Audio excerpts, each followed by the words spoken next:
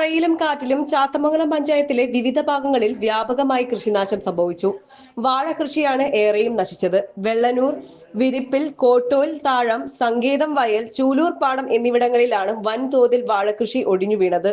കഴിഞ്ഞ ഏതാനും ദിവസങ്ങളിലായി വീശിയടിച്ച ചുഴലിക്കാറ്റാണ് വാഴ കർഷകർക്ക് നാശം വിതച്ചത്.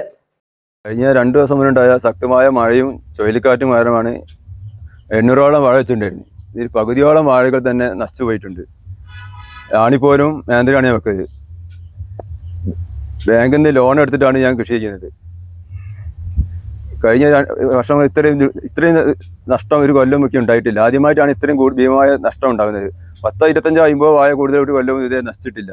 നേന്ത്രവാഴയ്ക്ക് പുറമെ ഞാലിപ്പൂവൻ വാഴകളും വ്യാപകമായി ഒടിഞ്ഞു വീണിട്ടുണ്ട്. ഒടിഞ്ഞു വീണ വാഴകളുടെ കുലകൾ അത്രയും 3 ആഴ്ചക്കകം വെട്ടിയെടുക്കാൻ പ്രായം എത്തിയതാണ്. എന്നാൽ മൂപ്പത്താതെ വാഴകൾ ഒടിഞ്ഞു വീണതോടെ വിപണിയിൽ വിൽപ്പന നടത്താൻ പറ്റാത്ത സാഹചര്യമാണ് കർഷകർക്കുള്ളത്. വാഴ മൊത്തം പോയ സ്ഥിതിയിലാണ്. പെട്ടെന്ന് ചുഴലിക്കാറ്റെല്ലാം കൂടി വന്ന് കാറ്റും മഴയെല്ലാം കൂടി വന്ന് പോയി. ഇനിയിപ്പോൾ എന്ത് ചെയ്യുമെന്ന് എനിക്കറിയില്ല. പെട്ടെന്നുള്ള ഒരു കാറ്റും മഴയെല്ലാം കൂടി വന്ന് ചുഴലിക്കാറ്റാണ് വന്നത്. പെട്ടെന്ന് വാഴയെല്ലാം കൂടി പോയി. അപ്പോൾ ഞാൻ ബാങ്കിൽ നിന്ന് ലോൺ എടുത്തിട്ടാണ്, കുന്നാലം ബാങ്ക് ബറോഡയിൽ നിന്ന് ലോൺ എടുത്തിട്ടാണ് കൃഷി ചെയ്തത്.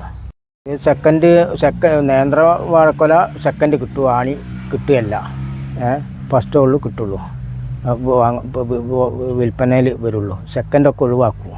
മിക്ക കർഷകരും ലോൺ എടുത്തും മറ്റുമാണ് വലിയ ലാഭം പ്രതീക്ഷിച്ച് വാഴ കൃഷി ഇറക്കിയത്.